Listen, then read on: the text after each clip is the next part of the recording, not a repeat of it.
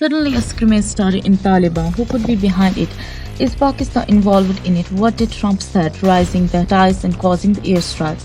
Is this a play of America in Afghanistan and Pakistan? At the same time, why did India enter Iran? Let us discuss about all this and much more in detail.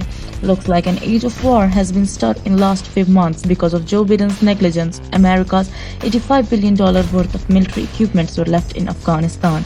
Few reports say the reason behind this is that US asked Pakistan for help to extract these weapons, but Pakistan government, namely Imran Khan's government, asked for their remunerations in the task. America agreed on $2 billion of aid, but allegedly Pakistan disagreed as 2.5% of commission is very negligible for such a heavy task, as Afghanistan is a landlocked country and US didn't have any other option except asking for help to Pakistan, which it didn't provide.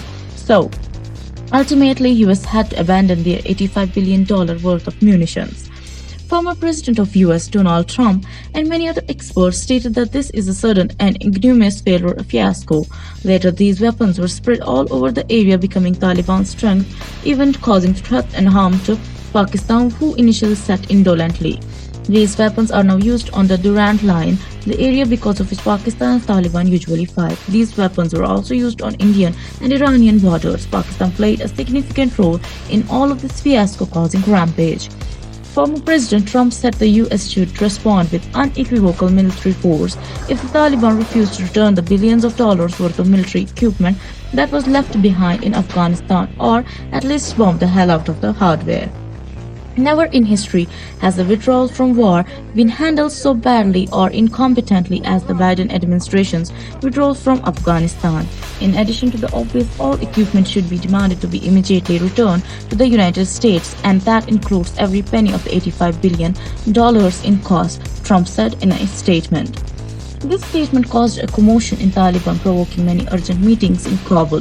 The governor of Taliban, Mohammad Yusuf, present currently in Gandhar, called an urgent meeting gathering military commissions of 16 districts. He ordered to safekeep these weapons in 34 districts in different centers so that no one can grapple them in any way, making a military unit in Taliban to keep a check on these equipments on a daily basis.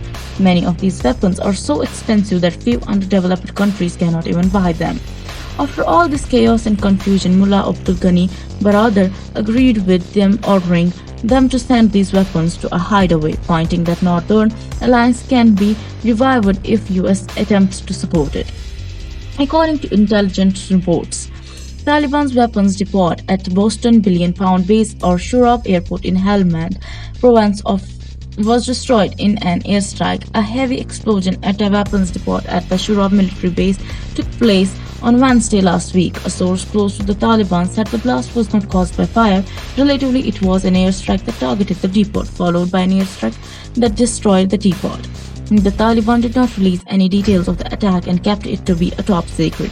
Because the Taliban leaders are in a precarious position now, their armed forces are still breaking ranks and starting private businesses. On the other hand, the resistance front against the Taliban in the north of Afghanistan has become much stronger. In addition, there are reports that combatants and activists of the previous Republican government who fled to Iran after August 15 have joined the resistance, and battle has intensified in some districts and areas of Panjshir province.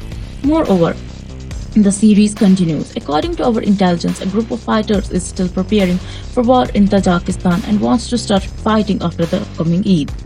Pakistan Army Chief General Bajwa Qamar on Saturday said Pakistan does not believe in camp politics and enjoys a close strategic relationships with China as well as the United States. Pakistan seeks to broaden and expand relations with both China and the United States without impacting our relations with either, Bajwa said at the Islamabad Security Dialogue, as reported by Dawn. Coming to our second point, as Sri Lanka has been going through a severe economic crisis, India is providing a financial package to Colombo so that it can meet some of the more immediate needs and help stabilize its domestic economy. India has announced another $1 billion as credit to Sri Lanka to help shore up the sinking economy of the island nation, as Finance Minister Basil Rajapaksa makes yet another trip to New Delhi, his second in 4 months. Even Sri Lankan batting legend Sanat Jayasuriya thanked India for helping the island nation during their worst economic crisis and said that it is unfortunate that the people are going through this situation. Jayasuriya also called India Big Brother and expressed gratitude to Prime Minister Narendra Modi for sending aid amid the crisis. Sri Lanka has seen a major dip in tea production and lost a chunk of Iranian market for orthodox tea. Around 20% of India's total tea exports go to Iran, and the present decline in Sri Lanka orthodox productions may enable India to increase its market share of orthodox tea in Iran. India produces an average of 120 million kg of orthodox tea per annum, and Sri Lanka an average 300 million kg per annum, predominantly orthodox. There has been a drop of about 15% tea production in Sri Lanka, and it has to be seen whether Indian Quantum is capable of filling in the gap of orthodox tea supplies in the global market. For Sri Lanka, whose tea economy is intensely export-oriented, the shortfall may match with the demand fall. But Iran would be the matter where quality orthodox tea is always in high demand. The fall in quality of tea may be determined for Sri Lanka in the Iranian market, and that's where there is an opportunity for India to focus on increasing its market share in Iran, which down the line would increase India's total global market share. So coincidentally, this economic crisis of Sri Lanka became a blessing in disguise for India. So give us your point of view on these scenarios in the comment section below, and if you appreciate our content, please hit the like button, subscribe and share with your friends. We'll meet soon in a new video. Thank you. Jai Hind.